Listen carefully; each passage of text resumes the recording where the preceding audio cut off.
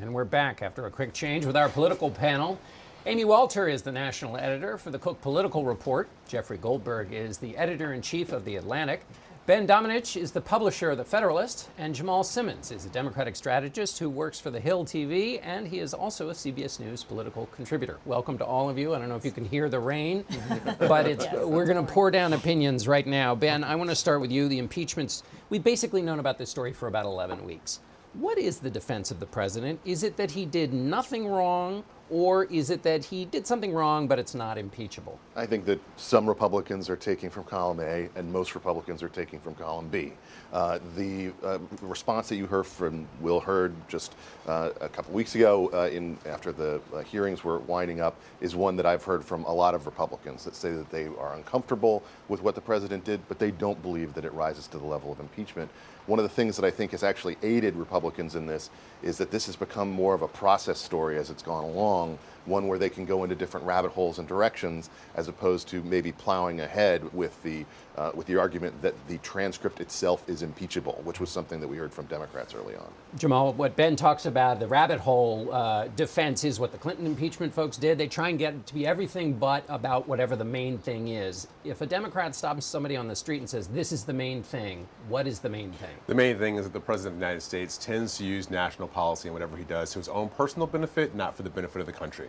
And if you look at this, not just in the Clinton example, unless you remember, Bill Clinton took responsibility for what it is he did in August of 1998, which gave Democrats the permission to sort of lambast him before that election, which Donald Trump is not going to do. Right. But let's take it out of that context and look at more as the Hillary Clinton Benghazi investigation, where the Republicans branded Hillary Clinton in the course of that Benghazi investigation. And she was never really fully able to get out from underneath that shadow that they cast over her in that process. Right. Clinton saying wrong but not impeachable. Donald Trump has said done nothing wrong. Don't do far. that. In fact, he punishes you for trying to do that. Right. That's right. Amy, you were down in South Carolina. There were some ads running. Yes. Anti-impeachment ads running.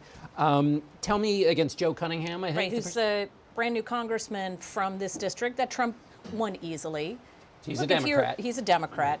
If you are a Republican right now, your hope is it's putting people like Joe Cunningham, who came in this big wave in 2018, pledging to be something different, pledging to be bipartisan. A lot of what Senator Cory Booker was talking about, right? We're going to focus on the issues. We're going to break sort of this he said, she said in Washington and find solutions.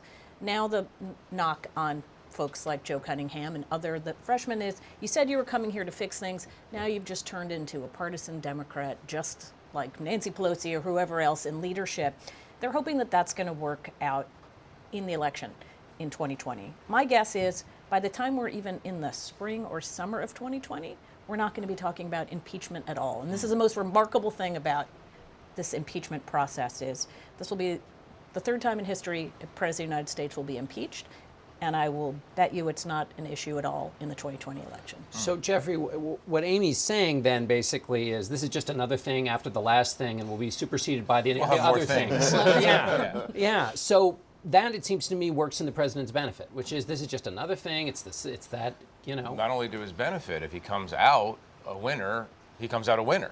I mean, he says, I defeated this attempt to remove me, your tribune, to the 60 million plus people who voted for him. There was a concerted attempt to remove me, and I was not removed. Therefore, I am stronger now than I was before. And by the way, going back to something that you were talking about, the argument, the best Republican argument right now probably is this notion that all foreign policy, all national security policy, all aid making is quid pro quo, right? Like, of course, we want something back for the money that we give out. The difference here, of course, is that usually that is done on behalf of national interest, not personal interest. But he can muddy that very, very nicely if he tries hard. But John, let's not get past this. Impeachment stains are really hard to wash out. We've had 3 impeachment processes that occurred, and neither Al Gore, Gerald Ford, nor Horatio Seymour, who was the Democratic nominee in 1868, were able to take the White House after their president of their party went through an impeachment process. It's very hard. And with the Bill Clinton impeachment, while the Democrats were able to hold on to or win the Congress back, keep in mind, not just Al Gore, Hillary Clinton ran for president twice and wasn't able to get the White House. It's very hard. So we haven't seen an incumbent president run for election before, so we really just don't know how it works out. At the same time, I think it's impossible to say, to Jeff's point, that the president getting the approval of a bipartisan majority of the Senate against removing him from office, one which would include potentially the votes of Joe Manchin and potentially other Democratic senators as well, is not something that he's going to point to and say, look, they've just been trying to get me all along. This is all just a big, hoax. This is all And they just lost and and they I won. lost. He claims It's all about exoneration losing essentially it. from Right. the Senate. Except that opinions of this president don't move no matter what happens. They don't. That's what I'd say. How you feel about Donald Trump will tell you how you feel about this impeachment process. If you have disliked him all along, you think this process has been above board and it's exactly what Democrats should be doing. If you like him, you think that this process has been a witch hunt. And really, very little that's going to come up between now and the election is going to change your opinion of that or of him. And so I don't know that it helps him necessarily to say, I won because they're coming to get me. Opinions about him are he's as unpopular in many parts of America today as he was before the impeachment process started, and he's as popular in places where he was before the impeachment process started. Jeffrey, the Atlantic has a cover on the Civil War and how to avoid one in this country. This seems to be ground zero for the moment of the Civil War until we have the next fight over something Right. else. What's your feeling about those larger clashing forces in America and how they play out through this? Impeachment is just a symptom of the Trump presidency, which is just a symptom of larger cultural and political divides and even regional divides in some ways. Yeah, the special issue of the Atlantic we did is we're not suggesting that it's 1860 right now or even 1850. We're just suggesting that demographic changes in the way we communicate with each other, changes in a whole raft of areas have made it harder and harder to think of this country as a unified force, where Americans no longer, to borrow from Jim Mattis, Americans don't seem to have affection for each other in the way that they used to, and we're just trying to understand that. And again, Trump, for all the obsession that we have with talking about Trump every day, Trump is a symptom of larger issues, larger dislocations, larger changes in the way we talk to each other, larger ways in the way we understand common reality, what used to be common reality. And there's downsides for the world of that type of divide within the American nation.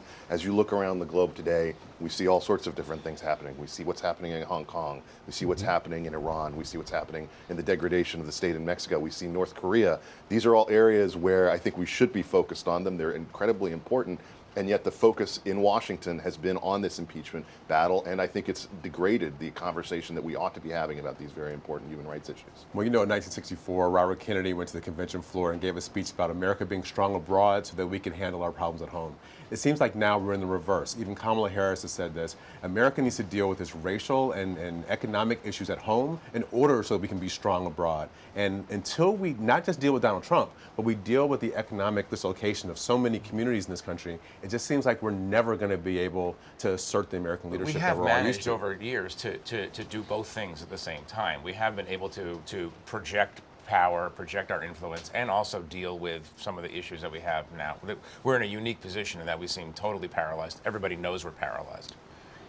We're going to have to go out the door in a second, but Amy, I'm going to give you the difficult task of, Dan Bowles wrote today about the Democratic race. The Democratic presidential campaign has produced confusion rather than clarity. right. In the 40 seconds we have left, clarify what the state of the Democratic race is for us. The state of the Democratic race is that you have a national frontrunner named Joe Biden who's losing in the first two contests. And traditionally, the winner of the first two contests, Iowa and New Hampshire, on the Democratic side, has gone on to win the Democratic nomination. Where Joe Biden succeeds is in the next two states, Nevada and South Carolina, which are populated with more voters of color. And so we're in a situation right now where we have four candidates right now who have the prospect, at least, of calling themselves a frontrunner. But by the time we get through South Carolina, we could have none of them as the frontrunner, in that they all can claim a piece of it. Right, which is when Mike Bloomberg thinks he's going to That's come right. in. That's the end of it for all of us. Thank you. Thanks to all of you. Thank you. And we'll be right back in a moment. Stay with us.